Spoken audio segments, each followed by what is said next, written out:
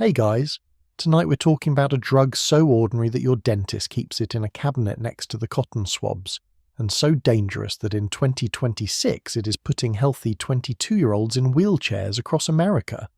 Not heroin, not fentanyl, not some dark web chemical cooked in a trailer park. Laughing gas, nitrous oxide, the same stuff that kept your hands from shaking during your last root canal. The same pressurized cartridge that makes the whipped cream on your dessert fluffy and light, is currently at the center of a quiet neurological catastrophe that most Americans don't even know is happening. The emergency rooms know, the neurologists know, the physical therapists working with paralyzed college students definitely know. But somehow the conversation hasn't reached the people who need it most, which is everyone who has ever inhaled from a silver canister at a party and thought, that's it. That's the big scary drug. That assumption has already cost some people the ability to walk. Here's the paradox that should make you stop scrolling. Nitrous oxide was invented specifically to eliminate human suffering. A brilliant young chemist discovered it, got absolutely euphoric on it, wrote about it in glowing terms, and genuinely believed he had found a gift for humanity, a chemical that could make pain disappear. He was right. For 2 centuries it did exactly that in hospitals and dental offices around the world. It helped millions of people survive surgery without screaming. Then, quietly, casually, without any dramatic criminal underworld story attached to it, it migrated from the operating table to the festival tent, from the hospital to the gas station parking lot, and from a controlled medical tool to a substance that is now dissolving the spinal cords of people young enough to still be on their parents' health insurance. That's the WTF moment. Hold on to it. Before we continue, subscribe to the channel if you enjoy these stories. Write in the comments where you're watching from and what time it is. I always find it fascinating to see people from around the world united by one story. To understand what nitrous oxide is doing to people in 2026, you first need to understand where it came from, because the origin story is not dark or criminal. It's almost embarrassingly respectable, which makes everything that followed even more absurd. The year is 1799. The place is Bristol, England. A 20-year-old chemist named Humphrey Davy is working at the Pneumatic Institution, a research facility set up specifically to explore whether newly discovered gases could be used as medicine. The founder of the institution, Thomas Beddoes, had a romantic theory that breathing the right gases could cure tuberculosis, depression, and a range of other ailments that the medicine of the time had no real answer for. The science was shaky. The ambition was enormous, and the young Davy, brilliant and reckless in equal measure, was exactly the kind of person you'd want, or fear, running experiments on himself. Davy synthesized nitrous oxide in his laboratory and did what any responsible scientist of the era would do. He breathed it, deeply, repeatedly. He reported giddiness, warmth, a buzzing euphoria that swept through his body like a warm tide. He felt, he wrote, as though the world had become lighter and more welcoming. He inhaled it again, then again. He invited friends and colleagues to try it. The poet Samuel Taylor Coleridge tried it, and reportedly declared it the most extraordinary experience of his life. Robert Southey, another poet, tried it, and said he was certain that the atmosphere of the highest of all possible heavens must be composed of this gas. These were not street addicts. These were the intellectual elite of Regency England, passing around a bag of gas like it was the most civilized thing in the world. Davy published his findings in 1800, a detailed and meticulous report on nitrous oxide that ran to nearly 600 pages. He noted the pain-relieving properties explicitly. He suggested, almost as a footnote, that the gas might be useful during surgical operations. That footnote would take another 44 years to be acted upon, because the medical establishment of 1800 was not in the habit of listening to 20-year-olds, no matter how good their data was. Those 44 years matter, because in the gap between Davy's suggestion and the medical world's adoption of it, nitrous oxide found its first non-medical audience. Travelling showmen figured out that the gas was spectacular entertainment.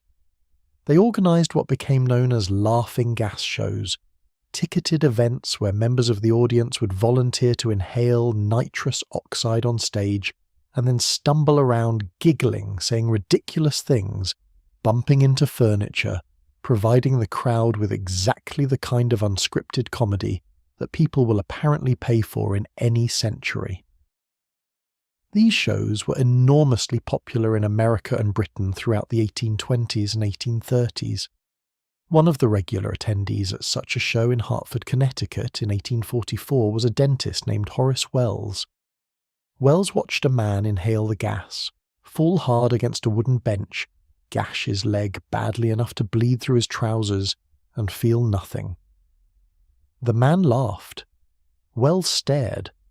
The arithmetic was simple and immediate.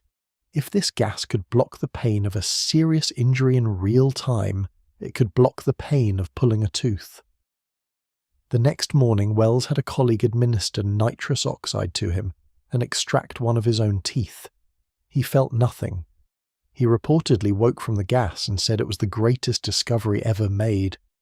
This was the moment nitrous oxide entered dentistry, not through a research program or a government grant, but because a man at a comedy show watched someone bleed without screaming and had an idea.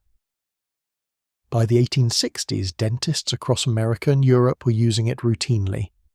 By the early 20th century, it had become standard in surgical anesthesia as a supporting agent, mixed with oxygen to keep patients calm and manageable, while stronger anesthetics did the heavier work. By the time most people alive today were born, nitrous oxide was simply part of the furniture of medical care, unremarkable, ubiquitous, safe when used correctly. That word correctly is doing a lot of work in that sentence. The chemistry of what nitrous oxide actually does in the human brain is worth understanding, because it explains both why people love it and why heavy use turns into a medical emergency. The molecule is deceptively simple. 2 nitrogen atoms bonded to 1 oxygen atom. When inhaled, it crosses into the bloodstream almost instantly, reaches the brain within seconds, and begins blocking a specific receptor called the NMDA receptor. Think of NMDA receptors as the brain's volume knobs for pain and anxiety. They help regulate how loudly the nervous system screams when something goes wrong. Nitrous oxide turns those knobs down hard and fast. The result is a dissociative state, a word that sounds clinical but means something visceral and immediate. The world goes soft, sounds stretch and wobble, time becomes elastic, pain recedes, anxiety dissolves, there is warmth, then euphoria, then a floating sensation that users consistently describe as leaving your own body and watching everything from slightly above it. All of this happens within 15 to 30 seconds of inhalation, and it's almost entirely gone within 2 to 3 minutes.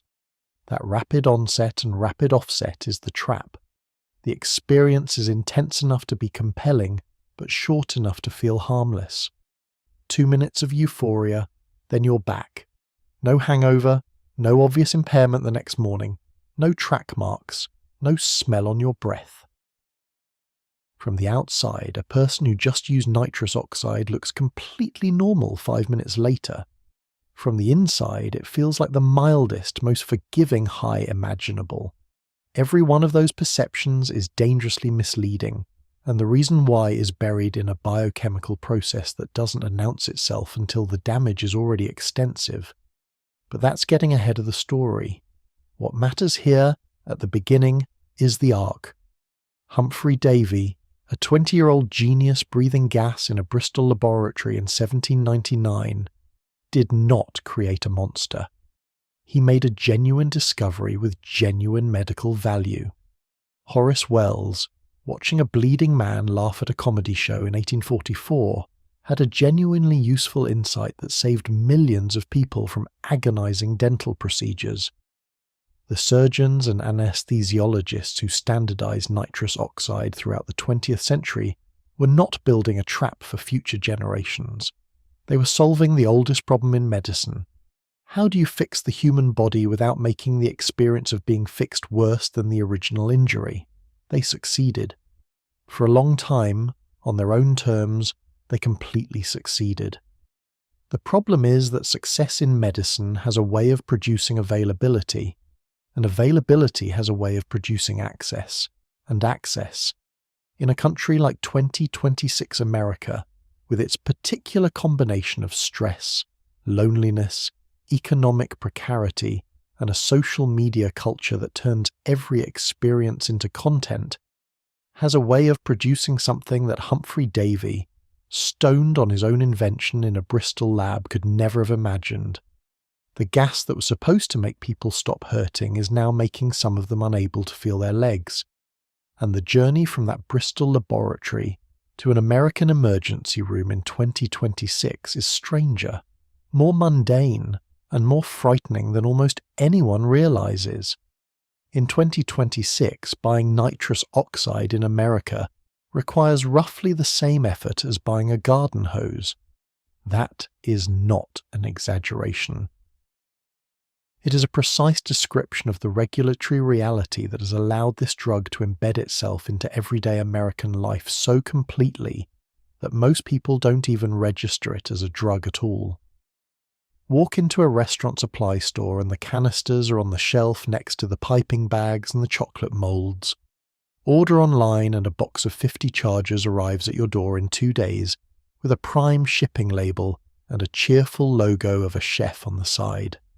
Drive to the right gas station in any major American city and someone will sell you a balloon from the trunk of a car parked at the edge of the lot, casually, the way someone might sell you a phone charger at a flea market. The product has 3 lives running simultaneously and legally in America. In hospitals and dental offices, it flows through wall-mounted gas lines and is administered by trained professionals with oxygen backup and monitoring equipment.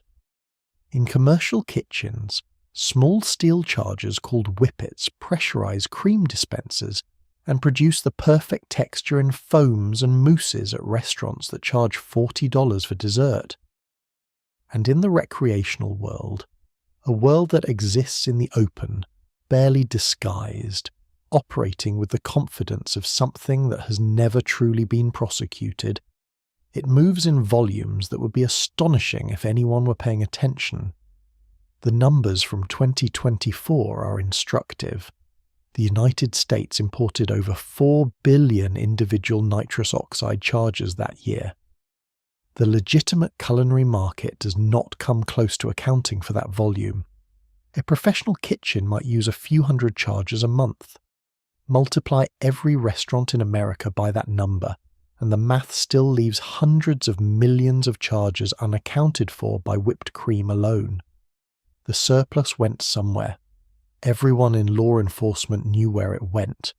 The legal structure simply had no clean mechanism to stop it.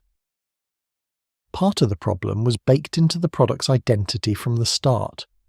Nitrous oxide is what lawyers call a dual-use substance, meaning it has so many legitimate applications that restricting it creates immediate, serious collateral damage to industries that have nothing to do with drug use. The food industry uses it. The medical industry depends on it. Automotive racing has used it for decades to boost engine performance. Semiconductor manufacturing uses it in chip production. Fire suppression systems use it. When regulators looked at nitrous oxide and tried to draw a line between acceptable use and dangerous abuse, they were essentially trying to separate water from water. The FDA issued increasingly stern warnings beginning in 2021, labeling recreational use dangerous and urging retailers to verify that customers had legitimate purposes. The warnings had roughly the impact you'd expect from a strongly worded letter sent to an ocean. Retailers in states without specific laws had no legal obligation to enforce anything. Online vendors based in states with loose oversight shipped freely to states with tighter rules. The patchwork of state-level regulations that emerged between 2022 and 2025 created a geography of access that was almost comically easy to navigate. Drive 20 minutes across a state line, buy what you need, drive back. The culture that grew up around this accessibility is worth examining carefully, because it explains why the crisis of 2026 looks the way it does. Nitrous oxide did not follow the typical drug pipeline. It didn't arrive from cartels, it didn't require criminal networks, it didn't carry the social stigma that attaches to substances associated with poverty or crime. It arrived at music festivals in gleaming silver tanks the size of fire extinguishers, managed by vendors who sometimes had actual business licenses. It spread through college campuses not through back-alley deals, but through group chats and Amazon wish lists. The aesthetic around it was clean, modern, almost tech-adjacent. The same silver and white colour scheme as a MacBook, the same disposable consumer feel as a vape pen. At festivals across America, Coachella, Electric Forest, Rolling Loud, nitrous tanks became as standard a feature of the vendor landscape as food trucks and merchandise booths. Balloons sold for $3 to $5 each, or $20 for a strip of tickets that worked like a carnival ride. The transaction was fast and public. People laughed, swayed, passed balloons to their friends and moved on to the next act. Nobody was hiding. Nobody thought they were doing something particularly dangerous. In the hierarchy of festival drug use, nitrous was considered so mild that it barely counted.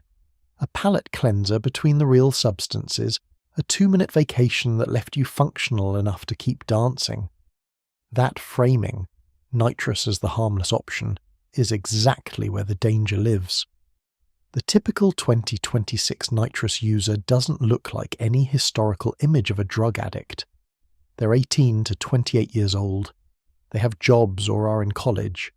They use primarily on weekends, then increasingly on weekdays, drawn back by how easy and clean the experience feels. There's no needle, no pipe, no smell, no obvious behavioural change that would alert a parent or employer. A person could maintain a regular nitrous habit for months while appearing completely fine to everyone around them, going to class, showing up to work, posting normal content. The habit is invisible until it isn't, and when it stops being invisible, the revelation tends to come in an emergency room. The escalation pattern is consistent across documented cases. Recreational use at social events graduates into solo use. Solo use on weekends graduates into solo use several times a week. Several times a week becomes daily.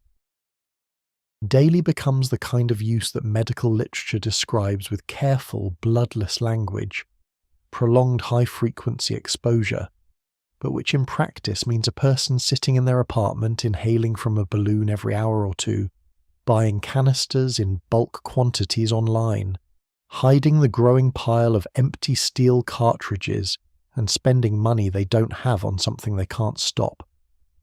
The economics of this escalation are uniquely brutal. Most serious drugs become expensive as dependency deepens, which creates a natural, if terrible, financial ceiling on consumption. Nitrous oxide does not work this way. Bulk charges cost less per unit the more you buy. A box of 600 charges ordered online in 2025 cost approximately $40 in some markets, less than 7 cents a hit for a user with their own dispenser. The drug that paralyzes people's spines is also, per dose, one of the cheapest substances available in America. The financial barrier that stops some people from descending into full addiction with other drugs simply doesn't exist here. At the same time, the supply chain feeding recreational use had grown so sophisticated by 2025 that law enforcement could barely map it, let alone disrupt it. Industrial tanks, the large canisters used by welding shops, racing teams, and commercial kitchens, were being rented and resold through networks of intermediaries. At the large end of the market, a full industrial tank of nitrous could dispense enough gas for thousands of balloons and be returned after use without any record of how the contents were actually consumed. The tank itself was never illegal. What happened to the gas inside it existed in a legal grey zone so wide you could park a truck in it. Several states passed laws between 2023 and 2025 making it illegal to sell nitrous oxide to someone you reasonably believed intended to inhale it. The legislation sounds sensible until you try to enforce it, at which point its absurdity becomes apparent. Proving that a vendor knew what a customer intended is nearly impossible when the same product has 50 legitimate uses. The laws produced almost no prosecutions. Vendors learned to put small printed warnings on their packaging, not for inhalation, which legally protected them the same way, not for human consumption. Labels on research chemicals protected their sellers throughout the 2000s and 10s. Meanwhile, in 2025, emergency rooms in California, Texas, Florida, and New York began logging a pattern that alarmed neurologists. Young patients, fit, healthy-looking, no prior medical history, were presenting with progressive weakness in their legs, numbness in their hands, and an unsteady gait that looked superficially like multiple sclerosis or a spinal tumour. The workup to rule out those conditions was expensive and time-consuming. By the time physicians thought to ask about nitrous oxide use, they were sometimes asking a patient who could no longer feel their feet. The ER notes from these cases share a particular quality. The patients were consistently surprised, not just scared, genuinely bewildered, as though they had been told that drinking too much orange juice had destroyed their kidneys. They'd used a substance that was sold in stores, ordered on the internet, available at concerts. They had inhaled from a balloon, not a syringe. The experience had been social and light and completely divorced from their mental image of what drug addiction looked like, or what drug damage felt like. That gap between perception and reality, between the laughing gas party trick and the paralysed 23-year-old in a hospital gown, is the actual story of nitrous oxide in 2026 America. And the mechanism by which that gap gets crossed is something that once understood cannot be ununderstood. The human nervous system is one of the most precisely engineered structures in the known universe, and it has one catastrophic design flaw. It depends on a single vitamin to maintain itself, and that vitamin is destroyed by nitrous oxide with the efficiency of a targeted weapon. The vitamin is B12. The process by which nitrous oxide destroys it is called oxidation, and unlike most drug-related damage, which tends to be gradual, reversible, and at least partially forgiving, this particular chemical reaction is instant, irreversible at the molecular level and completely silent. There is no pain when it happens, no warning signal, no sensation whatsoever. The damage accumulates in the dark, invisibly, for weeks or months, and the person inhaling the gas feels nothing except the euphoria they came for. Understanding why B12 matters requires a brief detour into the architecture of the nervous system, because without that context, what happens to heavy nitrous users sounds almost too catastrophic to be real. Every nerve fibre in the human body, every signal pathway that carries sensation from your fingertips to your brain, every motor command that travels from your spinal cord to your legs, is wrapped in a layer of protective insulation called myelin. This is not a metaphor or a simplification. Myelin is a real, physical sheath of fatty protein that surrounds nerve fibers the way rubber insulation surrounds electrical wiring. Its function is identical to that insulation. It allows electrical signals to travel fast, accurately, and without leaking into surrounding tissue.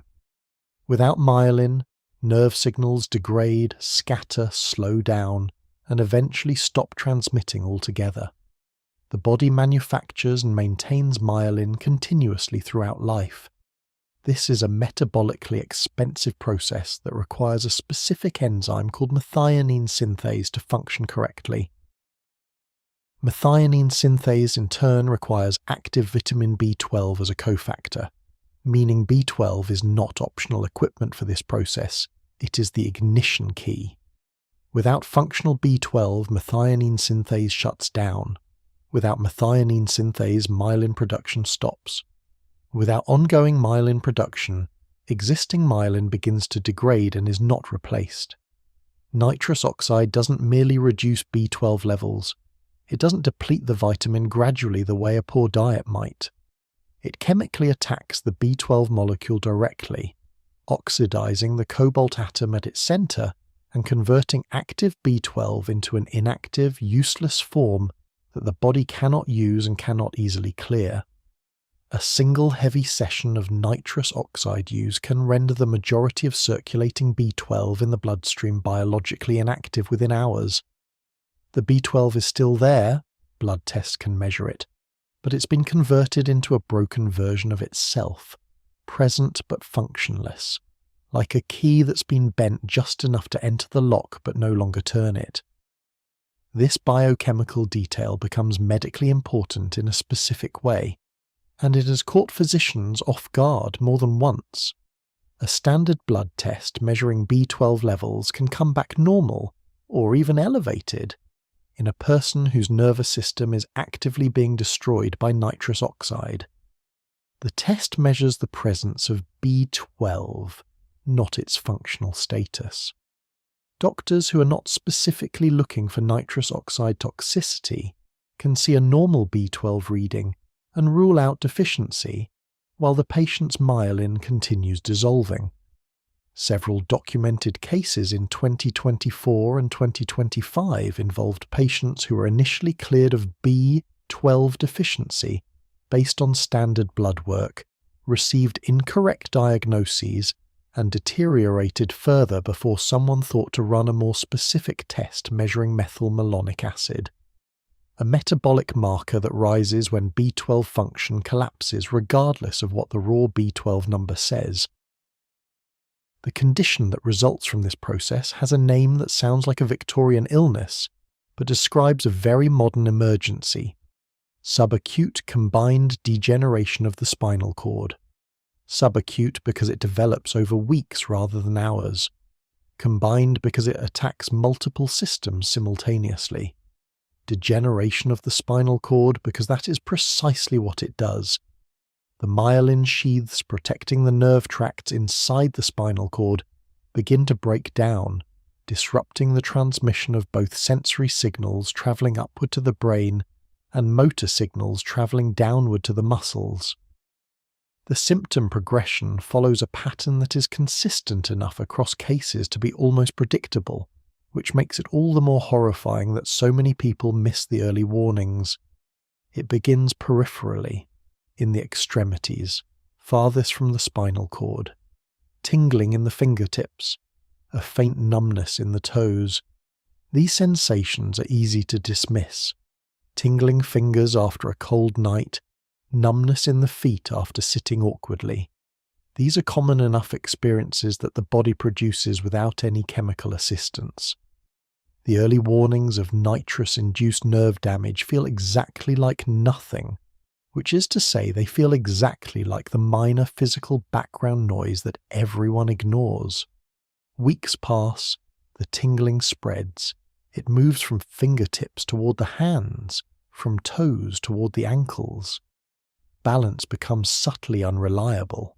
A slight hesitation on stairs, an unexpected stumble on flat ground. Fine motor control starts slipping in ways that are alarming only in retrospect. A pen held differently, a phone dropped more often, buttons that suddenly require more concentration than they used to. The nervous system is losing signal fidelity, like a radio station slowly drifting off frequency. The music is still playing, but there's increasing static behind it. Then comes the moment, different in each case but consistent in character, when the static overwhelms the signal. A person stands up in the morning and finds their legs don't respond correctly. Not paralysis yet, but something close to it. A profound weakness. A disconnect between the intention to walk and the body's ability to execute that intention. The legs move, but stiffly, unreliably, like a marionette operated by someone still learning the strings. Bladder and bowel control can begin to slip around this same stage, which adds a layer of humiliation to what is already a terrifying physical experience. At full progression, the damage produces what neurologists call a spastic paraparesis, a partial paralysis characterized by stiff, weakened legs that the patient can barely control. The hands lose grip strength. The ability to sense temperature or pain in the limbs diminishes or disappears. In severe cases, cognitive effects emerge: memory problems, difficulty concentrating, mood instability, because the same myelin destruction that is attacking the spinal cord is also affecting the brain's white matter. The cruelty of the timeline is particular. From the onset of serious daily use to the first neurological symptoms can be as short as 2 to 3 months in a person who uses heavily. From first symptoms to genuine physical disability can be another 4 to 8 weeks. The entire descent from healthy to hospitalized can happen inside a single college semester. Someone who started using at a September music festival can be in a neurological ward by December, trying to explain to a doctor what they thought was a harmless habit. What makes this especially treacherous is the relationship between the drug's effect and the damage it causes. The euphoria, that 2-minute float above reality, remains consistent throughout the early damage phase. There is no warning built into the high itself. The gas does not start hurting as the B12 depletes. It does not produce a bad trip that signals something is wrong. It continues to deliver exactly what it always delivered, while underneath, in the insulation of every nerve fibre in the body, the infrastructure is quietly failing. There is also a population of people for whom the danger is dramatically accelerated, and this is where the story takes a turn that even some medical professionals find surprising. People with pre-existing B12 deficiency, which is more common than most people realize, particularly among vegetarians, vegans, people with certain gut conditions and the elderly, have almost no reserve to buffer against nitrous oxide's B12 destroying effect. For these individuals, even a single heavy session of nitrous use can trigger acute neurological damage. Not gradual damage over months. Acute, meaning rapid, severe, and potentially catastrophic from the very first episode of heavy exposure.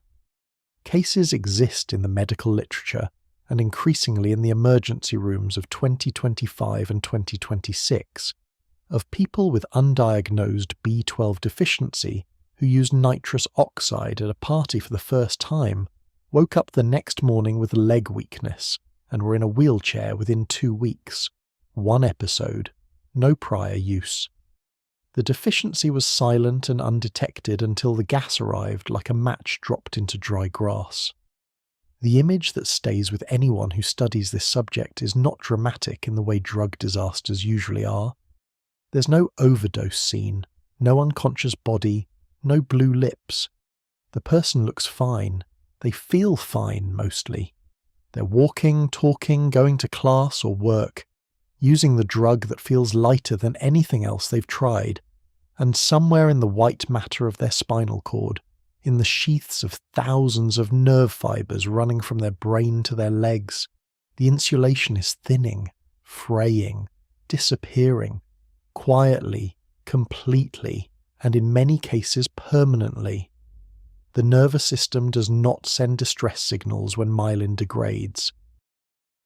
It just starts making errors, slowly at first, then faster, then all at once. The way a building doesn't warn you before it collapses, it just stands and then doesn't. The first thing most neurologists notice when they review these cases is how young the patients are. Not young in the way that drug casualties are sometimes young, not teenagers from broken homes or people who fell through every available safety net. These are college students, entry-level professionals, graduate students, baristas with student loans and Spotify playlists and gym memberships. The average age in the cluster of nitrous-related neurological admissions that began alarming American hospitals in 2024 and accelerated sharply through 2025 was 23 years old. 23. The age when most people are figuring out how to file taxes and whether they can afford a one-bedroom apartment. Not the age when most people expect to be learning how to walk again. The cases don't come from one city or one demographic. They come from everywhere, which is itself a data point worth sitting with. Houston, Portland, Chicago, Miami, Boston. The geography of the crisis maps almost perfectly onto the geography of festival culture and college density. The patients are men and women in roughly equal proportions, which is unusual for drug-related neurological injury, where male patients historically dominate. Nitrous oxide is, in this respect as in others, a democratically destructive substance. The case that drew significant medical attention in early 2024 involved a 24-year-old man in Los Angeles who presented to an emergency room complaining of leg weakness that had developed over approximately 3 weeks. He was fit, athletic, with no significant medical history. The initial assessment considered multiple sclerosis, a spinal tumour, and an autoimmune condition. The MRI of his spine showed signal changes in the posterior and lateral columns, the exact areas damaged by subacute combined degeneration, that lit up on the scan like a roadmap of destruction. The lesions ran from his mid-thoracic spine upward, covering the nerve tracts responsible for coordinating movement and relaying sensation from the lower body. By the time the correct diagnosis was made, he could not walk unassisted. The workup had taken 11 days. In those 11 days, his condition had continued deteriorating, because without a diagnosis, the treatment, high-dose B12 injections, had not been started. The treating neurologist later noted in a published case report that the delay was directly attributable to the team's failure to ask about recreational drug use during the initial intake. The question simply wasn't on the standard checklist for a healthy young man presenting with leg weakness. It should have been. That case became, in medical circles, one of the cleaner examples of a diagnostic failure that was becoming worryingly common. But it was far from the most severe. A 21-year-old woman in Chicago, admitted in the summer of 2024, presented with complete loss of sensation below her knees, severe weakness in both hands, and urinary incontinence that had begun 4 days before her hospital visit. She'd been using nitrous oxide daily for approximately 5 months, purchasing bulk charges online and using them alone in her apartment each evening after work. Her B12 level on standard testing came back at the low end of normal, not deficient enough to trigger an automatic alarm, but functionally devastated in ways the standard test couldn't capture. Her MRI was, in the words of the attending neurologist, among the most extensive cases of spinal cord demyelination he had seen from any cause in a patient under 30. She was discharged 6 weeks later with partial improvement in her hand function and persistent weakness in her legs that required ongoing physical therapy. At her 3-month follow-up, she was walking with a cane. At 6 months, she was walking without one, slowly, carefully, with a gait that would never fully return to normal. The neurologist's assessment was blunt. She had recovered as much as she was likely to recover. What remained was permanent. The UK cases, which preceded the American surge by approximately 2 years, established the template that American physicians were now recognizing. Between 2020 and 2023, British hospitals, particularly in London, Manchester and Birmingham, logged a sharp increase in nitrous oxide-related neurological admissions that correlated directly with the drug's explosion in popularity among young people following pandemic lockdowns. The UK data is the clearest long-term picture available because the crisis hit there first and the National Health Service tracked it with the kind of centralised record-keeping that the fragmented American system struggles to match. The British numbers were stark. A study published in 2023 examining cases at a single London teaching hospital found that nitrous oxide-related admissions for neurological injury had increased by over 400% between 2018 and 2022. The average duration of use before hospitalisation was 7 months. The average age was 22. Nearly a third of patients had residual neurological deficits at their 1-year follow-up, meaning they still had lasting damage a full year after stopping use and beginning treatment. 1 in 3. That statistic deserves to sit on its own for a moment, without context, without softening. 1 in 3 people admitted to hospital with nitrous oxide-related spinal cord damage still had significant lasting damage a year later. These were not fringe cases or outliers. They were typical patients receiving standard treatment in a well-resourced healthcare system. The Netherlands, which had its own N2O crisis running parallel to the UK's, contributed data that added another dimension to the picture. Dutch researchers examining their patient population found that severity of outcome correlated strongly with 2 factors: how long the person had used before seeking treatment and whether they had any pre-existing B12 deficiency. Users with low baseline B12 who used heavily were in a category of risk so elevated that some researchers advocated for mandatory B12 screening before any elective nitrous oxide use in medical settings, given that even controlled dental use could theoretically trigger acute degeneration in an undetected deficiency. That recommendation quietly revealed something that the medical establishment had been reluctant to say plainly. Even clinical use of nitrous oxide in dentistry and minor surgery carries a non-trivial risk for a subset of the population. The drug that generations of doctors had considered essentially benign was being re-examined with a harder eye. Back in America, the cases filing through emergency rooms in 2025 added texture to the statistics. A 26-year-old software developer in Seattle, who'd been using nitrous daily for 4 months, buying tanks through a catering supply account he'd set up online, was admitted after falling on his way to his car in a parking garage. His legs had been weakening for 3 weeks.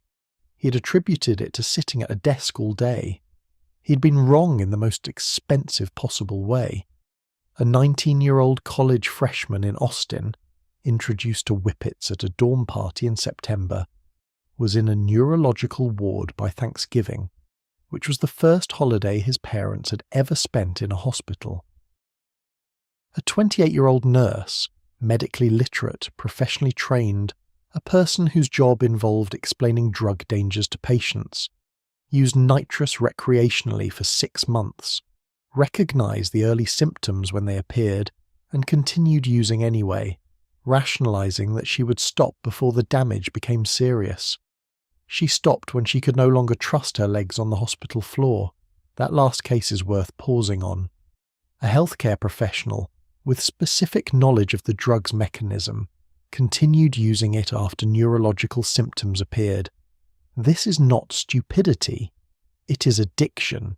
The reordering of the brain's priority system such that continued use feels more survivable than the anxiety of stopping.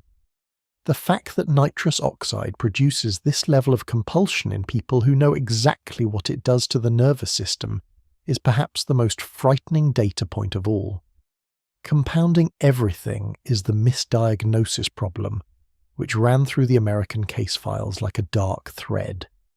In documented cases from 2024 and 2025, nitrous oxide-related spinal cord degeneration was initially misdiagnosed as multiple sclerosis in at least a dozen recorded instances as a spinal tumour in several more, as functional neurological disorder, a diagnosis that essentially means the symptoms are real, but the cause is unclear, in others. Each misdiagnosis cost time. Each day of delayed correct treatment was a day the mile in destruction continued unchecked. One case, documented by researchers at a major East Coast hospital and published in a neurology journal in late 2025, involved a patient who received a working diagnosis of multiple sclerosis and was placed on immunosuppressive medication before anyone identified the actual cause. The immunosuppression didn't help. It couldn't. The myelin wasn't being attacked by the immune system. It was being starved of the building material required to maintain it. The distinction matters enormously for treatment and was missed entirely until a medical student, reviewing the case history, asked whether anyone had specifically questioned the patient about recreational drug use beyond alcohol and marijuana. The patient had used nitrous oxide extensively, had been using it in fact throughout the period of diagnostic confusion, because no one had told them to stop, because no one had yet identified what was actually wrong. In emergency medicine, there is a saying about common things being common, meaning that when a set of symptoms arrives, the first diagnosis you should consider is the one you've seen most often, not the rarest and most exotic possibility. By 2025, nitrous oxide toxicity was no longer a rare and exotic diagnosis in American emergency rooms. It was becoming common. The system was catching up slowly to a crisis that had been building in plain sight for years, sold legally, used openly, and documented in British and Dutch medical literature long before the first American neurologists started seeing the pattern repeat in their own wards. The gas was never hiding. Neither was the damage. In October 2023, the United Kingdom did something no major Western country had done before. It made nitrous oxide a Class C controlled substance under the Misuse of Drugs Act. Possession became punishable by up to 2 years in prison. Supply became punishable by up to 14 years. The government cited the surge in hospital admissions, the neurological casualties piling up in NHS wards, and the visibility of balloon use in public spaces, parks, high streets, outside nightclubs, as justification for what critics immediately called a blunt instrument applied to a surgical problem. The law came into effect. The balloons kept appearing. Within 6 months of criminalisation, UK harm reduction organisations were reporting something that any honest drug policy researcher could have predicted. The supply had not stopped, the use had not stopped, but the conversation around safety had collapsed entirely. When a substance is legal and openly sold, there is at least the theoretical possibility of labelling, warnings, age restrictions, and public health messaging attached to the point of sale. When it becomes illegal, all of that disappears. The product moves into unregulated channels, the price increases, and the people selling it have no incentive to include safety information that might draw attention to the transaction. The UK Home Office's own commissioned research, published in early 2024, found that nitrous oxide use among young people had not declined significantly following criminalisation. The study's conclusions were careful and diplomatic in the way that government research tends to be, but reading between the lines was not difficult. The law had criminalised the users without removing the drug, had increased the social cost of seeking help for those experiencing problems, and had generated approximately zero reduction in the neurological injury rate that had motivated the ban in the first place. The Netherlands took a different route to the same destination. In January 2023, the Dutch government added nitrous oxide to its List 2 controlled substances, the category covering drugs considered harmful but less so than the hardest substances, and banned its sale for recreational purposes while maintaining legal access for medical and industrial use. The Dutch approach was more nuanced than the British one, attempting to preserve the legitimate supply chain while severing the recreational market. It was better policy. It still didn't work.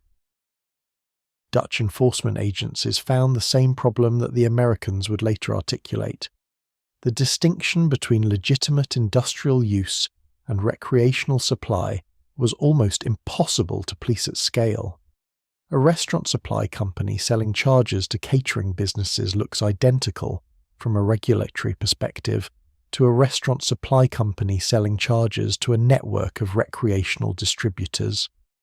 The charges themselves are physically the same object. The invoice says the same thing. The truck that delivers them drives the same roads. Proving criminal intent in the supply chain required resources that Dutch prosecutors simply did not have, deployed against a market that had every financial incentive to stay one step ahead. America watched both experiments from across the Atlantic and drew, institutionally, almost no lessons from either. The FDA's regulatory authority over nitrous oxide was hamstrung from the beginning by the substance's classification. It was not scheduled under the Controlled Substances Act, which meant the Drug Enforcement Administration had no jurisdiction. It was regulated as a food additive in its culinary application, which put it under FDA oversight. But the FDA's enforcement tools for food additives are not designed for a substance being inhaled recreationally by millions of people. The agency can issue warnings, it can require labeling, it can recommend that retailers verify the purpose of purchase. None of these tools have teeth when the retailer is a website and the buyer is anonymous. Congress, between 2022 and 2025, introduced at least 7 separate pieces of legislation addressing nitrous oxide at the federal level. The bills proposed a range of interventions: scheduling under the Controlled Substances Act, restrictions on bulk sales to individuals, mandatory reporting requirements for large volume purchases, age verification at point of sale. Every single bill died in committee, stalled by a combination of industry lobbying, jurisdictional disputes between federal agencies, and the fundamental political difficulty of restricting a substance that the food industry, the medical industry, and the automotive racing world all depend on and actively defend. The food industry's intervention in this debate was particularly effective and particularly cynical.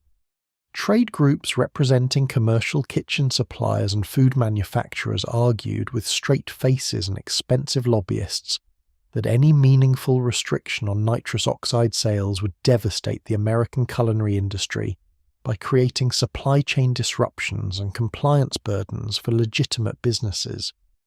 The argument was not entirely wrong. The culinary use is real and the supply chain disruption would be real, but it was deployed to block every proposed restriction, including measures targeted specifically at bulk consumer sales that had nothing to do with professional kitchens. The result was legislative paralysis dressed up as nuanced policy concern. At the state level, the picture was a mosaic of inconsistency that would be almost artistic if the consequences weren't so concrete. California passed a law in 2024 restricting sales of nitrous oxide charges in quantities over 8 units to individuals without a verified commercial purpose. The law had a measurable effect on brick-and-mortar retail sales in the state. Online sales from out-of-state vendors to California, addresses increased immediately and substantially, swallowing the reduction entirely. New York introduced similar legislation that was amended so many times in committee that the final version exempted so many categories of seller that enforcement was essentially theoretical. Texas, taking the position that individual liberty extended to inhaling whatever gases a person chose in their own home, passed nothing.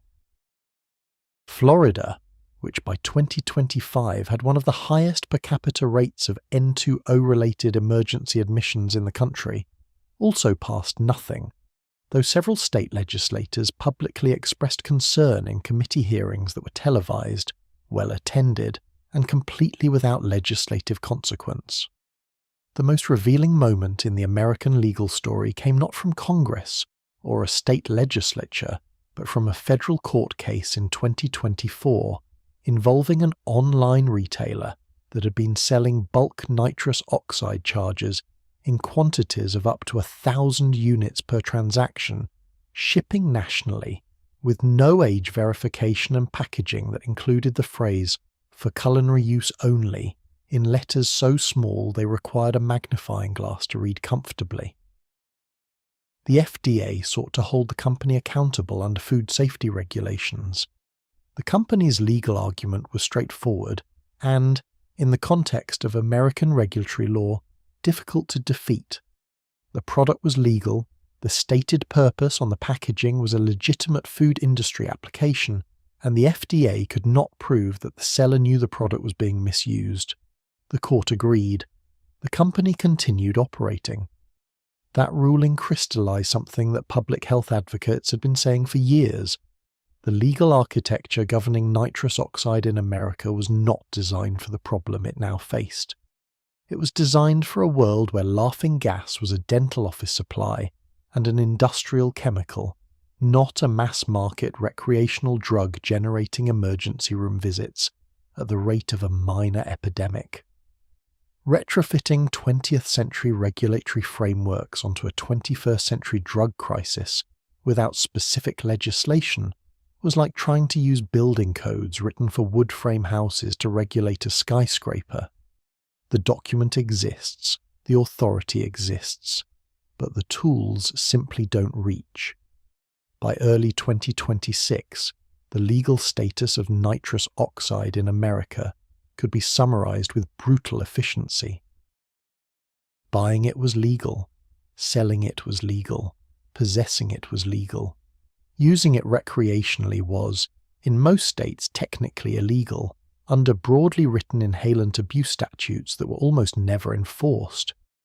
Prosecuting anyone in the supply chain required proving intent that the legal structure made nearly impossible to establish, and the people being paralyzed by it had no meaningful legal recourse against the vendors who sold it to them, because the vendors had technically complied with every applicable law.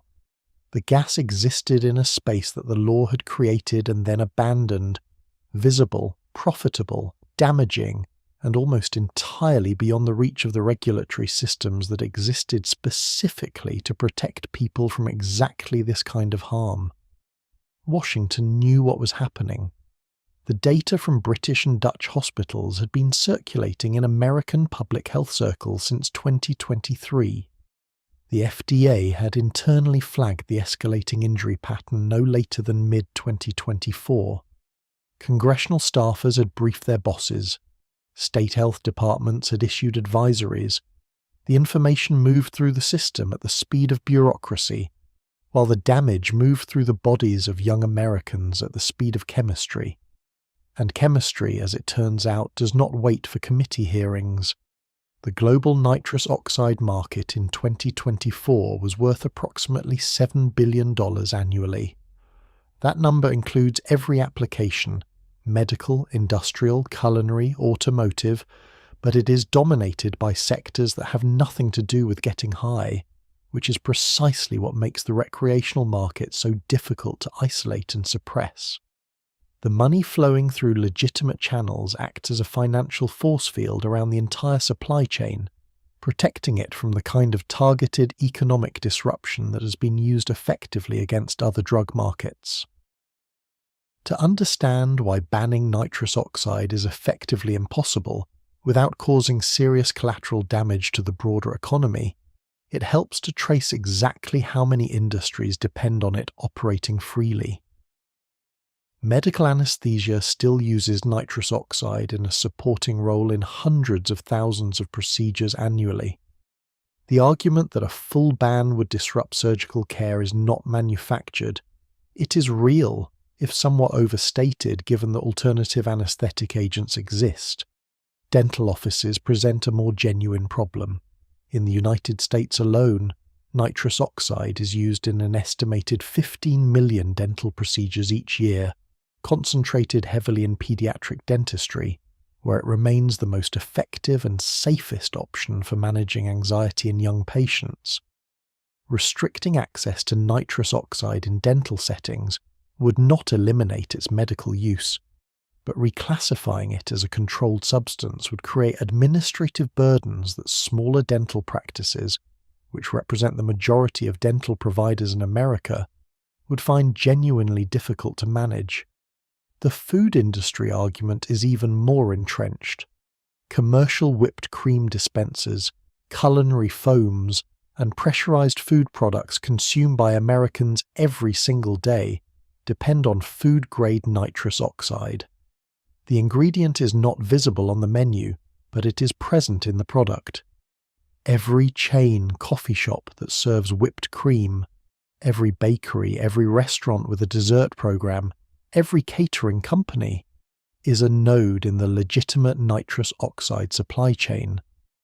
Restricting that supply chain creates real problems for real businesses that have no connection to drug abuse and considerable political connections to state and federal legislators. Then there is the automotive world. Nitrous oxide injection systems, NOS, as they are branded in street racing culture, have been legal performance modifications in America for decades. The racing community is vocal, organized, and politically active far beyond what its size might suggest. When California proposed restrictions on bulk nitrous oxide sales in 2023, the pushback from automotive and racing associations was immediate, substantial, and effective in softening the final legislation beyond the point of meaningful impact. The semiconductor industry added a voice to the chorus that few people expected. Nitrous oxide is used in the manufacturing of silicon dioxide layers in microchip production. In a political environment where American semiconductor manufacturing is a national security priority, and where any disruption to chip production carries implications for the military, the tech sector, and the broader economy, putting the gas that helps make computer chips in the same regulatory category as methamphetamine was a conversation that few legislators wanted to have. Against this coalition of legitimate economic interests, the public health argument that a subset of recreational users was destroying their spinal cords struggled to gain traction. The asymmetry was total. The industries defending open access had lobbyists, lawyers, trade associations, campaign donations, and decades of regulatory relationships. The people being paralyzed in emergency rooms had none of those things. They had doctors willing to speak at press conferences and neurologists willing to write journal articles. In Washington, that is approximately the equivalent of showing up to a knife fight with a strongly worded pamphlet. The supply chain feeding recreational use was, in its own way, an economic marvel. At the top sat a handful of major industrial gas companies, household names in the manufacturing sector, who produced and distributed nitrous oxide in industrial quantities to legitimate buyers. Below them sat a tier of wholesale distributors who sold to restaurants, dental suppliers, medical distributors, and automotive shops. Below that sat retail sellers, restaurant supply stores, online merchants, catering equipment companies who sold to end consumers. At each level of this chain, the transaction was documented, legal, and commercially normal. The recreational market tapped into this chain not by subverting it, but by simply existing alongside it. A website selling bulk charges to anyone with a credit card was not hacking the supply chain. It was a legitimate retailer within the supply chain, buying from authorized wholesalers and selling legally to consumers. The recreational users who placed orders were not smugglers or criminals. They were customers in a legal marketplace, clicking the same purchase buttons they used for everything else they bought online. What emerged from this structure, by 2025, was a recreational market with the efficiency and reach of a mainstream consumer product business. Certain online retailers had developed product lines clearly aimed at recreational users, chargers sold in packs of hundreds, described with language about smooth performance and consistent delivery, accompanied by customer reviews that bore no resemblance to anything a professional chef would write. The wink was perpetual and completely obvious to anyone paying attention. The legal fig leaf of culinary purpose was maintained at every step, because it had to be, and because it cost nothing to maintain. The economics of festival supply represented a different branch of the same tree. By 2025, nitrous oxide balloon concessions at American music events had developed into a recognizable small business format, with vendors who moved from festival to festival across the circuit, the way food truck operators moved between events. The margins were extraordinary. A bulk tank costing a few $100s could generate thousands of dollars in balloon sales over a festival weekend.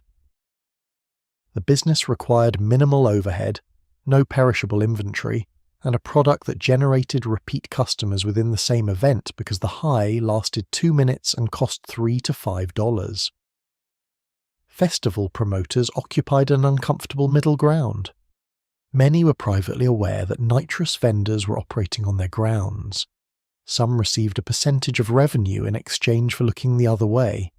Some genuinely believed that nitrous was so minor a substance that it didn't merit the effort of exclusion, particularly when their security resources were occupied with harder drug problems. A small number made genuine attempts to exclude vendors and found that the tanks simply moved to the parking lots outside the festival perimeter, where they were beyond the promoter's authority and closer to the cars that people drove home in afterward. That detail, the parking lot outside the festival, is where the economics of the recreational market intersected with its most acute public safety problem.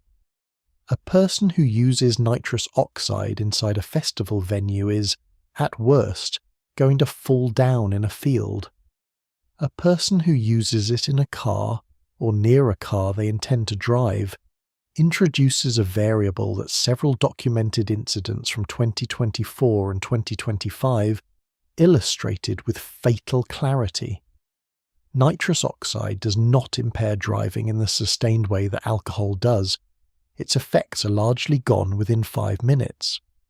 But in those 5 minutes, the user is dissociated, uncoordinated, and entirely unfit to operate a vehicle.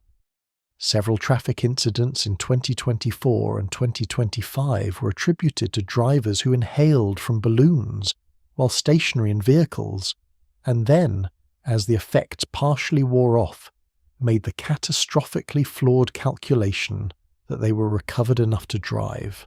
The resulting accidents were not classified as drug-impaired driving in most jurisdictions because no existing field sobriety test or roadside chemical test can detect nitrous oxide use after the fact. The gas leaves no testable trace in blood or breath within the time frame of a typical traffic stop. The economic incentives, the regulatory gaps, the lobbying power of legitimate industries, and the forensic invisibility of the drug combined into something that no single policy lever could dismantle. The market was too embedded, too profitable, too legally entangled with industries that Washington needed to protect. By the beginning of 2026, the recreational nitrous oxide economy in America was not a black market. It was not an underground trade. It was a legal business operating at enormous scale, generating tax revenue, employing people, and distributing a neurological hazard to millions of customers who had no meaningful way of knowing the full extent of what they were buying. The $7 billion industry did not need to hide. It had bought itself enough legitimacy to operate in the open, and the bodies piling up in neurological wards were simply an externality that didn't appear on anyone's balance sheet. The first thing a neurologist does when a patient arrives with suspected nitrous oxide-induced spinal cord degeneration is order B12 injections. Not oral supplements, injections delivered directly into muscle tissue, bypassing the digestive system entirely. The dose is high, the frequency is aggressive, and the logic is straightforward. Stop the ongoing destruction as fast as possible by flooding the system with functional B12 before any more myelin is lost. This is the treatment in its entirety.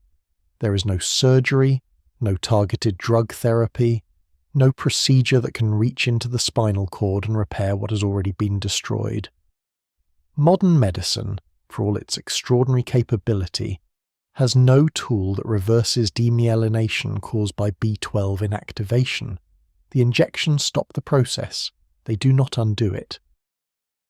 That distinction between stopping and reversing is the medical reality that defines every recovery story in this crisis, and it is the part that patients in hospital beds consistently struggle to absorb. The natural assumption, the one that feels logical and almost morally necessary, is that if you stop doing the thing that caused the damage and start the treatment, the damage will go away. This is how most medical conditions work. Eat better, the cholesterol drops. Stop smoking, the lungs begin recovering.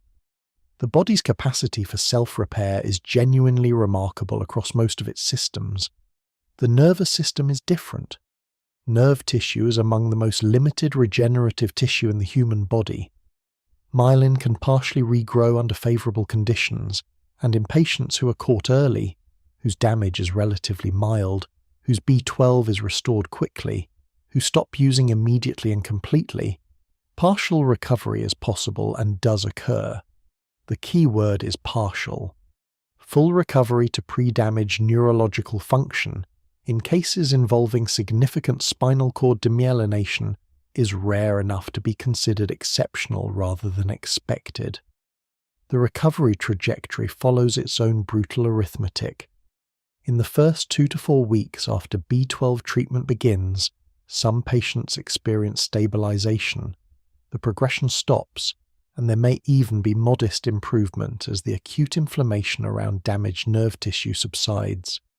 This period produces false hope with devastating reliability.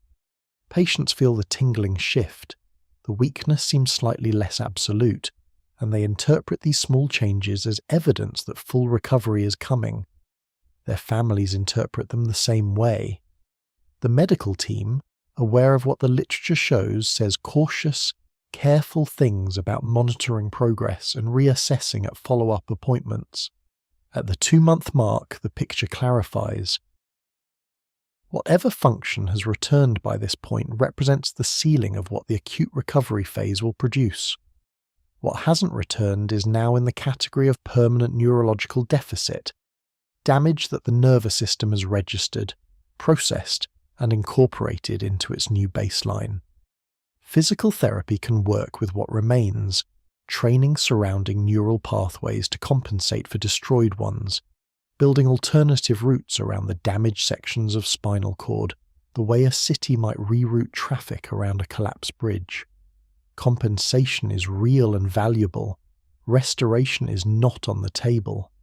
The physical therapy process itself is a particular kind of sustained psychological endurance test. Patients who were walking normally 4 months ago now spend hours relearning to stand, to shift weight, to place one foot in front of the other with a reliability they never had to consciously think about before. The body's balance systems, dependent on sensory feedback from the legs and feet that is now partially absent, must be reprogrammed to work with incomplete information. Some patients adapt with remarkable speed.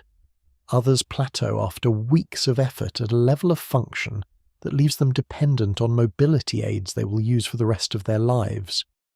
The bladder and bowel complications, which affect a significant subset of patients with more extensive spinal damage, add a dimension of physical indignity that the clinical language of neurology underrepresents almost comically. These are young people, 21, 23, 25 years old, managing catheterization schedules, planning every outing around bathroom access, explaining their situation to employers, to dates, to friends who knew them before the hospital. The psychological impact of this specific constellation of symptoms is severe and well documented. Rates of depression and anxiety among patients recovering from nitrous oxide-induced spinal cord damage are substantially higher than in the general population with spinal cord injuries, partly because the cause was self-inflicted and the knowledge of that fact is inescapable. The guilt architecture of this particular injury is uniquely punishing. A car accident victim, a cancer patient, someone struck by an arbitrary biological misfortune. These people carry their damage without the additional weight of having chosen it. Nitrous oxide patients carry every symptom with the awareness that they ordered the charges online, that they used them alone in their apartments, that the warning signs appeared and they continued anyway. Medical professionals treating these patients consistently note the compounding effect of self-blame on the recovery process. The way guilt interferes with motivation, disrupts sleep, makes the already difficult work of rehabilitation feel like a punishment being administered rather than a process being navigated. The psychological complications extend beyond guilt into something more structurally damaging, the cognitive effects of severe B12 deficiency itself. Heavy nitrous oxide users who reach the point of spinal cord damage have almost universally also sustained some degree of damage to the brain's white matter, the myelin-rich tissue that connects different regions of the brain and enables complex cognitive function. These effects are subtler than the physical symptoms but equally real. Patients report difficulty concentrating, problems with short-term memory, a mental fogginess that neuropsychological testing confirms is not anxiety or depression, but actual measurable cognitive impairment. In a population of young people in school or early career, the timing of this particular side effect is especially destructive. A 23-year-old law student documented in a 2025 case report from a Boston hospital had been using nitrous heavily for 7 months before her hospitalization. Her spinal cord damage was moderate. She retained the ability to walk with a walker after 6 weeks of treatment and improved to independent ambiguous ambulation by month 4. By the clinical metrics of physical recovery, her case was considered a relative success. Her neuropsychological evaluation told a different story. Her memory consolidation scores were in the bottom 5th percentile for her age group. Her processing speed had dropped to a level that her examining neurologist described as inconsistent with her prior academic record. She had been on academic leave since her hospitalization. Whether her cognitive function would continue recovering, remain plateaued, or represent a permanent new baseline was, at the time the case was published, genuinely unknown. The unknown is its own category of suffering in this crisis. The literature on long-term outcomes for nitrous oxide-induced neurological injury is, by necessity, young. The scale of the crisis is recent. The 5-year and 10-year follow-up data that would allow physicians to give patients honest, evidence-based projections simply does not exist yet for the current generation of cases. Neurologists treating these patients are working from the best available evidence, animal studies, historical case reports of B12 deficiency from other causes, the UK and Dutch outcome data, and extrapolating. They're doing their best. Their best involves telling a 22-year-old that they might keep improving, or they might not, and that nobody has enough data yet to say which is more likely. The treatment window, the period during which early intervention can meaningfully influence outcomes, is narrow in ways that the drug's profile makes almost impossible to exploit. Because nitrous oxide produces no hangover, no obvious deterioration in daily function during early damage phases, and no external signs that anything is wrong, most users do not seek medical attention during the window when treatment would be most effective. They seek attention when the symptoms are already severe enough to be undeniable, which is precisely the point at which the most recoverable damage has already progressed to permanent loss. The math here is devastating in its simplicity. The people most likely to recover well are the people who present earliest. The people who present earliest are the people who recognize symptoms early. Recognizing symptoms early requires knowing what to look for. Knowing what to look for requires awareness of the drug's specific neurological risks, and awareness of those risks requires a public health infrastructure that, in 2026 America, still does not exist at the scale the crisis demands. B12 injections can stop a building from collapsing further. They cannot rebuild the floors that already fell. To understand why the nitrous oxide crisis reached its peak precisely in 2026 and not in 2019 or 2031 requires stepping back from the chemistry in the courtrooms and looking at the specific cultural and social conditions that made this particular moment in American history uniquely fertile ground for this particular drug. The timing was not accidental. It was the product of at least 5 converging forces, each of which would have been manageable alone. Together they created something that public health officials, looking back at the data, would later describe with a kind of careful, bureaucratic understatement that signals genuine alarm, an environment of elevated risk. The first force was the post-pandemic mental health collapse, which was not a temporary dip that resolved as lockdowns ended, but a sustained structural deterioration in the psychological well-being of Americans under 35. The data on this is unambiguous, and has been unambiguous since 2022. Rates of anxiety disorders, depression, and what clinicians increasingly call deaths of despair, suicide, overdose, alcohol-related mortality, climbed sharply during the pandemic years and did not return to baseline afterward. The generation that entered adulthood between 2020 and 2025 did so carrying a psychological debt that their predecessors had not accumulated. They were more anxious, more isolated, more medicated, and more likely to self-medicate than any comparable cohort in recent American history. Into this population, nitrous oxide arrived with a value proposition that was almost perfectly calibrated for the moment. It offered a 2-minute complete vacation from anxiety, not a dulling of it, not a blurring of its edges, but a genuine temporary dissolution of everything that felt overwhelming. For someone whose baseline state involved persistent low-level dread about finances, relationships, career trajectory, climate, politics, and the general sensation that the floor of normalcy was slightly less stable than it used to be, 2 minutes of floating euphoria followed by a clean return to function was not a trivial offer. It was, for many people, the most relief they felt all week.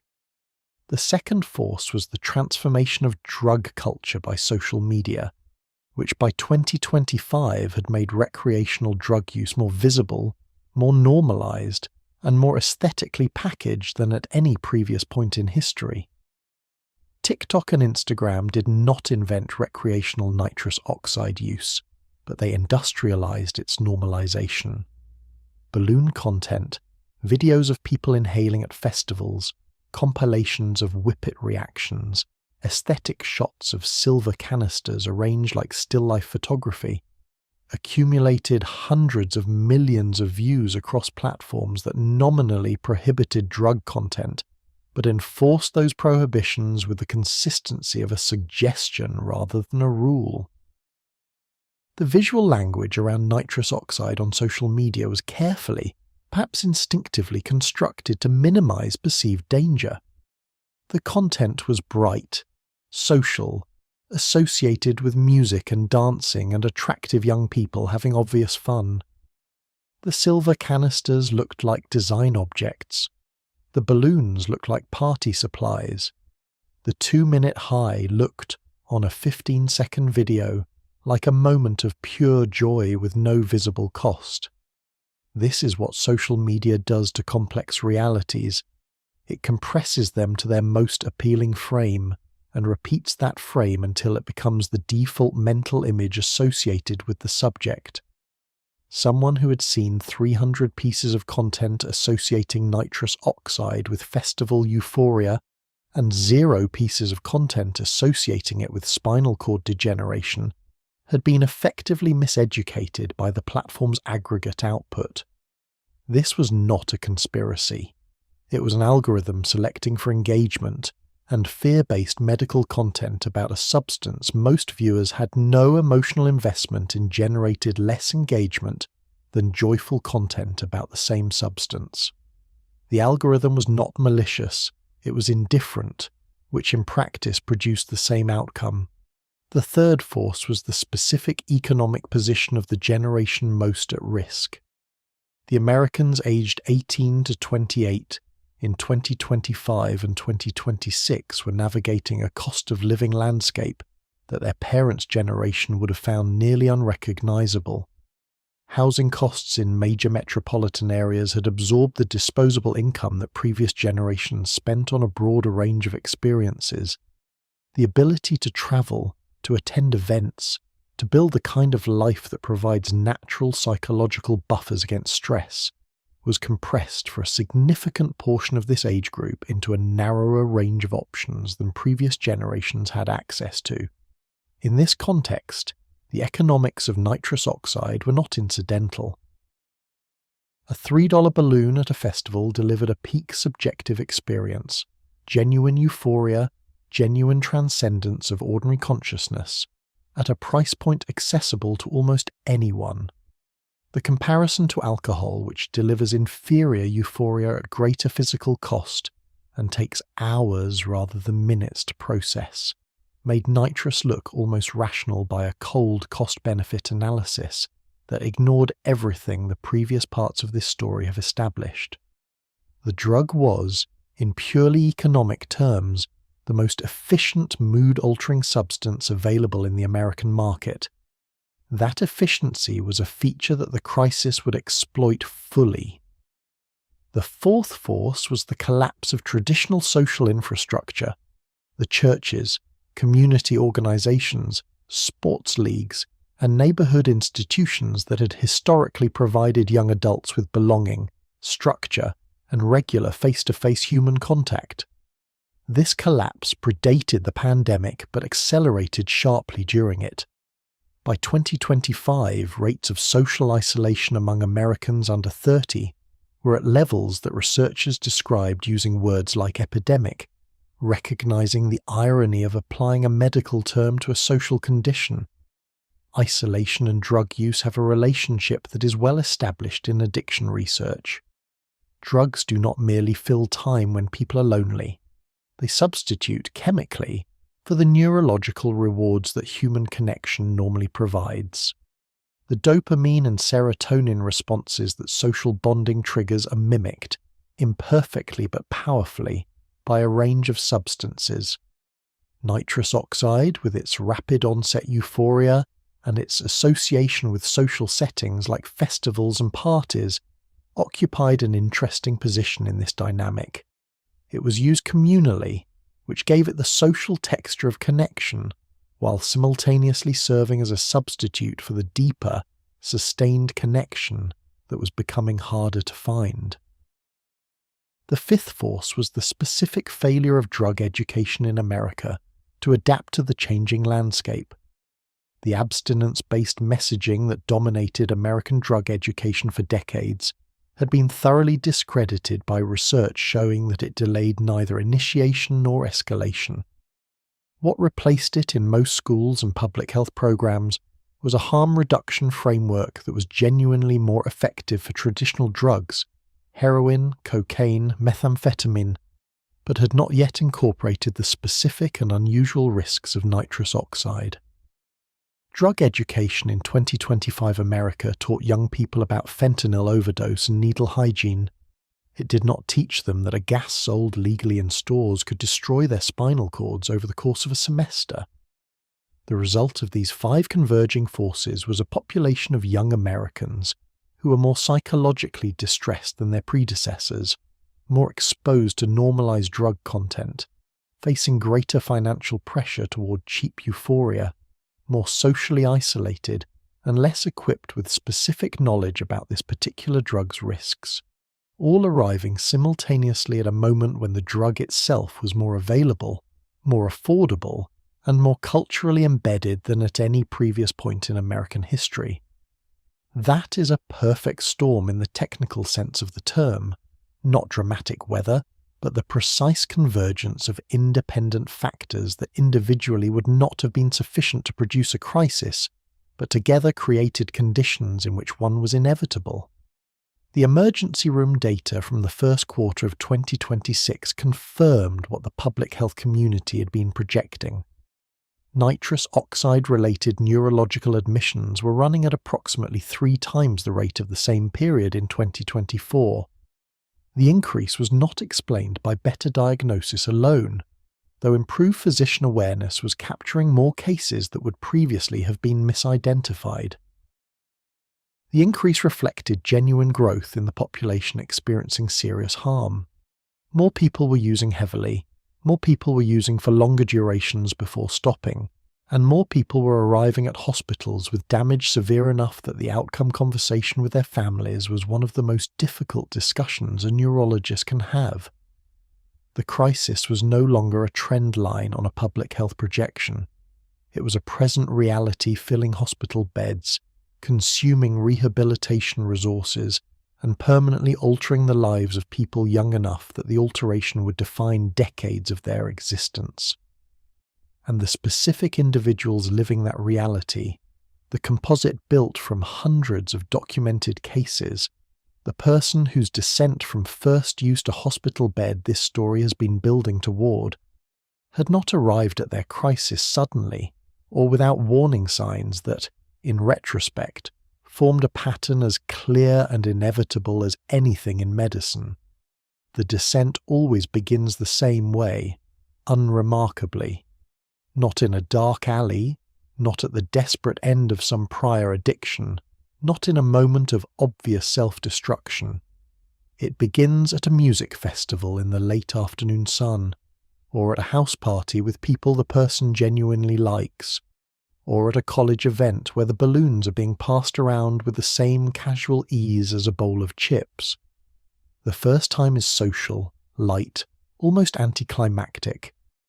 2 minutes of warmth and floating, a brief cartoon-like distortion of sound, and then it's over. The person stands up, feels completely normal and thinks, is that it? That reaction, the mild disappointment of a first experience that didn't match the anticipation, is paradoxically one of the drug's most effective recruitment tools. The person walks away thinking they understand the substance. They've tried it. It was fine. Nothing alarming happened. The mental file is closed under the label harmless.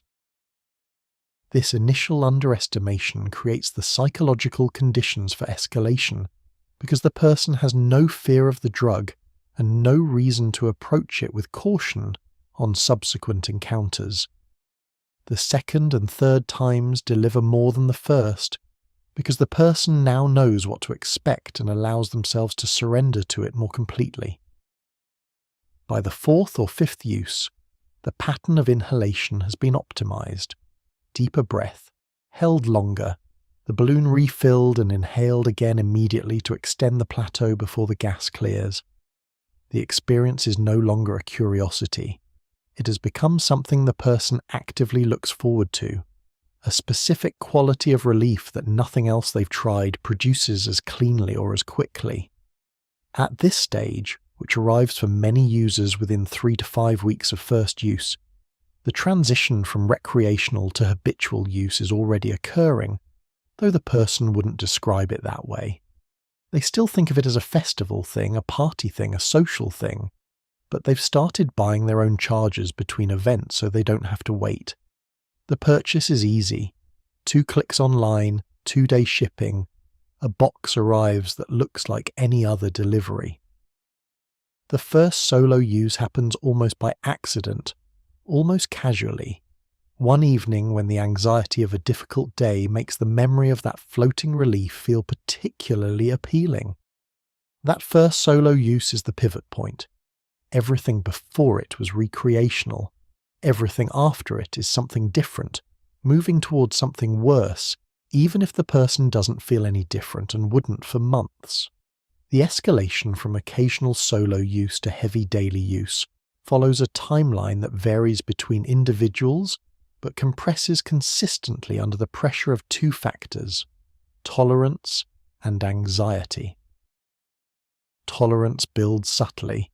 The same number of charges produces a slightly less intense experience over time, prompting the person to use more to reach the same plateau. Anxiety, meanwhile, begins to reorganize itself around the drug. The relief that nitrous provides from anxiety is real but temporary, and the return of anxiety after the gas clears has a rebound quality. It comes back slightly sharper than it was before, slightly more insistent, slightly harder to ignore without chemical assistance. This is the trap that closes around the user so gradually they never feel the mechanism engage. Within 2 to 3 months of regular use, many heavy users report that the drug has stopped being primarily about euphoria and has become primarily about anxiety management, about preventing the discomfort of not using rather than achieving the pleasure of using. This is the clinical definition of physical and psychological dependence, expressed in the language of lived experience. By month 3, the quantities involved have grown to levels that would have seemed absurd at the beginning. Users documented in case histories from 2024 and 2025 describe using between 50 and 200 charges per day at peak consumption. This is not a misprint. 50 to 200 individual canisters, each dispensed into a balloon, each inhaled, each leaving behind a small steel cylinder that accumulates in trash bags, in corners of rooms, under furniture. A physical record of the addiction scale that the user learns to manage by disposing of carefully in small batches so that no single garbage collection reveals the full volume. The hiding is a milestone in its own right. When a person begins actively concealing the evidence of their use, buying delivery to a secondary address, disposing of empties away from home, telling people they've stopped when they haven't, they have crossed a line that addiction medicine recognizes clearly. The behavior has become incompatible with the person's self-image, which means the self-image is being maintained through deception rather than reality. This cognitive split is exhausting to sustain and produces the kind of chronic low-level stress that, in a terrible irony, drives further use. Somewhere in the 3rd or 4th month, the body sends its first signals. They are quiet and easy to misread. A tingling in the fingertips that appears after use and used to disappear within an hour, but now lingers into the next morning. A faint numbness in the toes that seems to come and go. The person notices these sensations and assigns them to other causes: sitting too long, poor circulation, stress, sleeping in an odd position. These explanations are available in abundance because they are the same explanations that fit 100 minor physical sensations that everyone experiences and ignores. The critical threshold arrives when the neurological symptoms become undeniable, when the tingling is present continuously, when the feet begin to feel subtly wrong, when the legs feel heavy in a way that can no longer be attributed to tiredness. Most users at this stage do one of two things. They research their symptoms online, or they stop using briefly to see if the sensations resolve. Both responses are understandable. Both, in the pattern documented across hundreds of cases, are followed by continued use. The online research produces information that is simultaneously accurate and psychologically ineffective. The person reads about B12 deficiency and nerve damage. They order B12 supplements, oral tablets, the kind sold at any pharmacy, and begin taking them, reasoning that this precaution addresses the risk. It does not. Oral B12 supplements cannot restore functional B12 that has been chemically inactivated by nitrous oxide and cannot keep pace with the rate of inactivation in a heavy user. The supplements produce a false sense of mitigation. the person continues using, reassured by a safety measure that provides no actual safety.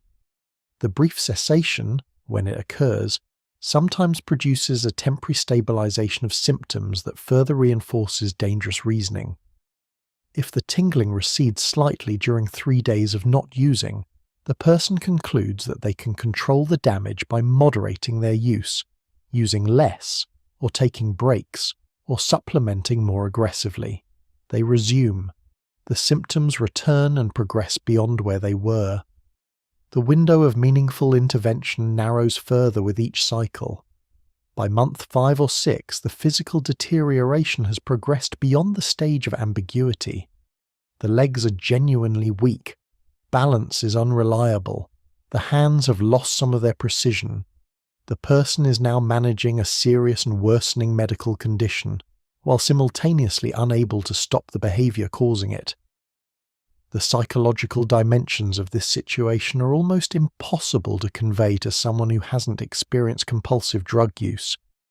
The simultaneous clear knowledge that continuing is destructive and the complete functional inability to stop, the gap between understanding and behavior that outsiders consistently underestimate.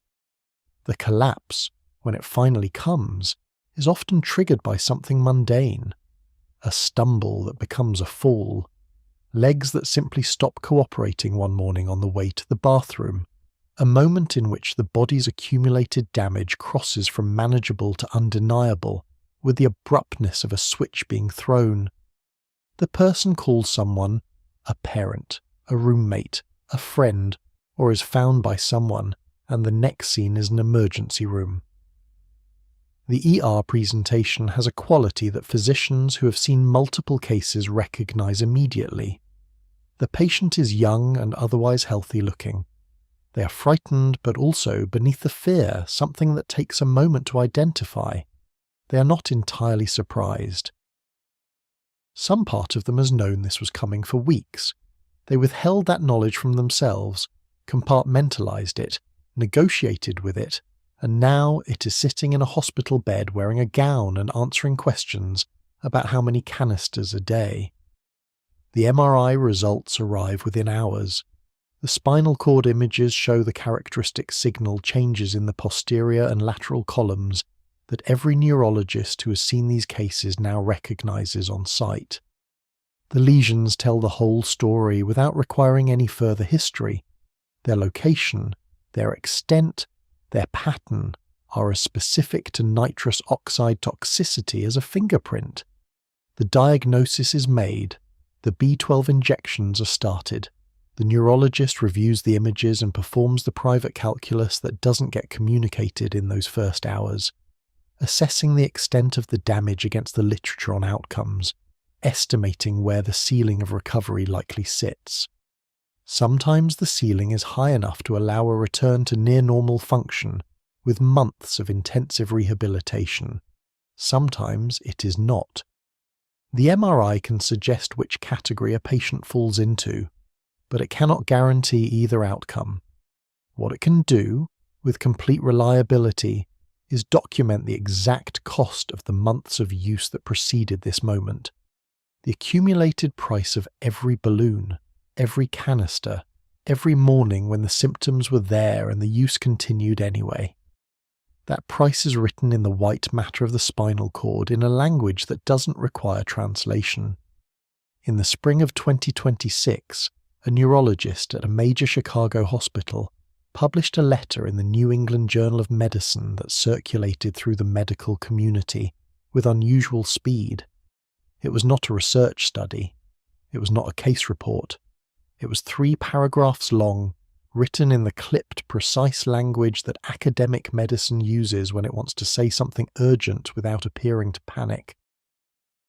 The letter noted that the author had personally treated more patients for nitrous oxide-induced spinal cord degeneration in the preceding 18 months than in the previous 15 years of their career combined. It asked, with the restraint of someone who has learned to be careful with public statements, whether the medical community was adequately prepared for what the data suggested was coming. The letter received over 400 responses within 2 weeks.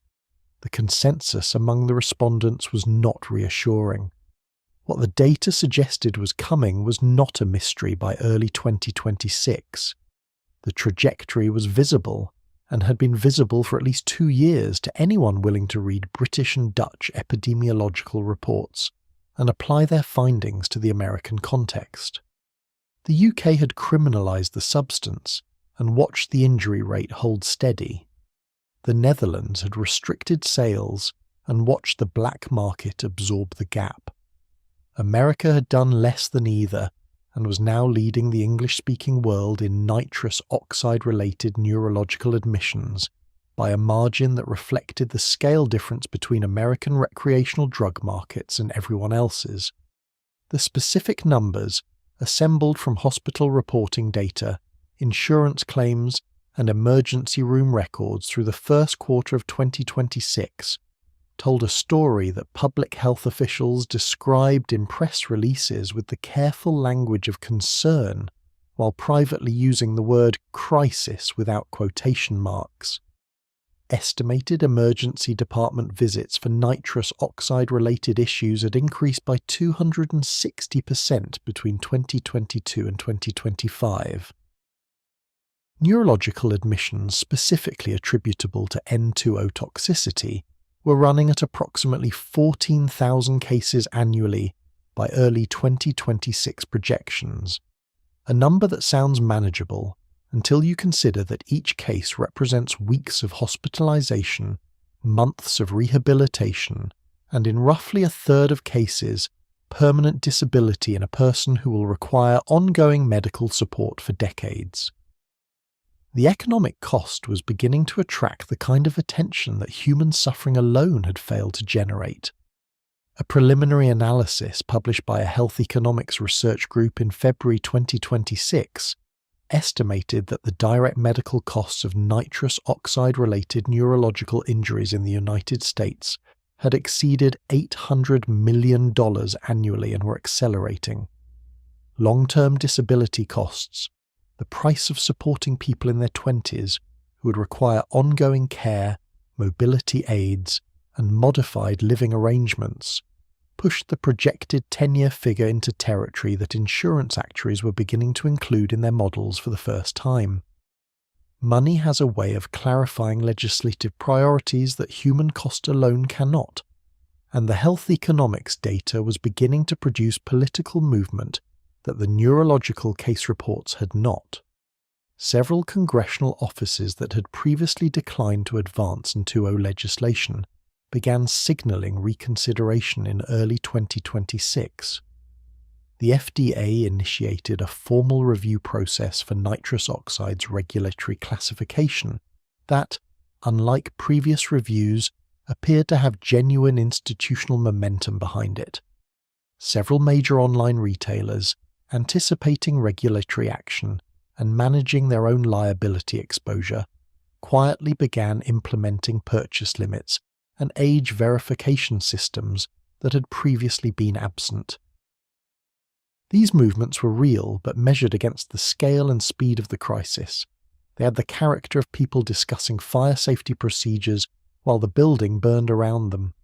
The population already harmed would not benefit from legislative action in 2026. The 14,000 annual cases were not a future projection. They were people already in hospitals, already in rehabilitation facilities, already home with walkers and catheters and cognitive deficits, already navigating the insurance system's complex and often inadequate provisions for long-term neurological disability. For these individuals, the political awakening of 2026 arrived too late to matter in any personal sense. The law could not retroactively restore their myelin. The FDA review could not retroactively restart their B12 metabolism during the months when it was being systematically destroyed. What the political awakening of 2026 could do, what it might do if it sustained momentum past the next news cycle, was reduce the number of people who joined that population in 2027 and beyond. This is the only available form of justice in a public health crisis, not repairing the damage already done, but preventing equivalent damage to the people who haven't yet been harmed. It is a profoundly unsatisfying form of justice for the people sitting in rehabilitation centres, relearning to walk, but it is the only form on offer. The cultural reckoning, lagging behind the medical and political one as cultural reckonings typically do, was beginning to shift in ways that were subtle but measurable. The social media content around nitrous oxide was changing character. Content creators who had built followings around festival culture began incorporating harm reduction information into balloon-adjacent content, some out of genuine concern, some responding to platform pressure, some because the comment sections of their older content had begun filling with people describing their own or their friends' hospitalizations. The aesthetic of silver canisters as design objects was acquiring, slowly and unevenly, the shadow of what those canisters could do. Several prominent figures in the music festival world spoke publicly in early 2026 about the nitrous problem at events, a conversation that would have been nearly unimaginable 2 years earlier. Festival organisers who had tolerated or actively profited from nitrous vendors began facing pressure from insurance companies and venue operators that financial self-interest rather than ethical concern was generating practical results. The combination of liability exposure, reputational risk, and increasingly specific regulatory attention was making the festival nitrous business less comfortable than it had been when it was simply an unremarked feature of the landscape. None of this constituted a solution. All of it constituted movement, which in the context of American drug policy is worth noting as a meaningful departure from the stasis that preceded it. The deeper verdict, the one that exists beneath the policy failures and the hospital statistics and the economic analyses, is about what this crisis reveals rather than what it constitutes in isolation. Nitrous oxide did not create the anxiety epidemic in American young adults. It did not create the social isolation, the economic precarity, or the social media environment that normalized its use. It did not create the regulatory architecture that left it essentially unrestricted or the lobbying ecosystem that kept that architecture intact. It simply occupied a space that all of these existing conditions had prepared for it, a space that, if nitrous oxide had not filled it, some other cheap, accessible, temporarily effective chemical would have. This is the context that the medical statistics can measure but cannot explain. The crisis is not primarily about a molecule. It is about a generation of people living in conditions that make the appeal of 2 minutes of floating relief compelling enough to override information they have access to, warnings they can read, and symptoms they can feel. The molecule is the mechanism. The conditions are the cause. Humphrey Davy inhaled nitrous oxide in Bristol in 1799 and described it as a gift for humanity. He was not entirely wrong. In the dental chair, in the surgical suite, it has remained a useful and generally safe tool for over 2 centuries. The gift didn't turn into a curse because the chemistry changed. The chemistry has been identical for 227 years. What changed was the world around it, the availability, the economics, the social context, the scale of human psychological distress looking for the cheapest available relief. The gas doesn't laugh anymore, not the end of these stories. The ward at a Chicago rehabilitation hospital in March 2026 contained, on any given day, a dozen patients between the ages of 19 and 29 working with physical therapists on basic mobility tasks. Some would leave walking unassisted, some would leave with canes, some would leave with walkers.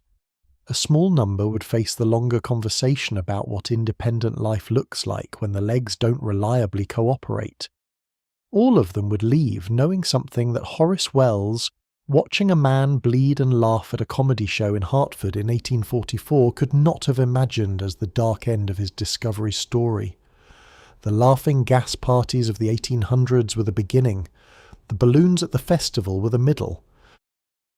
The rehabilitation ward is where the story actually ends. Not with euphoria, not with floating, not with the warm dissolution of everything difficult, but with the slow, hard, daily work of trying to recover something that a silver canister and a balloon took away, and the quiet, constant presence of the knowledge that it may never fully come back. That is the horrifying fate that the title of this story promised. It is not cinematic. It is not dramatic in the way that drug tragedies are usually portrayed. It is quiet, sustained, and enormously costly, paid in function, in independence, in years of a life that will now be organised around a deficit that didn't have to happen. The gas is still legal. The canisters are still shipping. The algorithm is still selecting for the joyful content and burying the medical warnings. And somewhere in America tonight, someone is opening a box that arrived with a 2-day shipping label and a cheerful logo, and taking out the first canister and making the same calculation that thousands of people made before them. That this is the mild one, the safe one, the one that doesn't count. It counts. It has always counted. The spinal cords of several thousand Americans in 2026 are the receipts.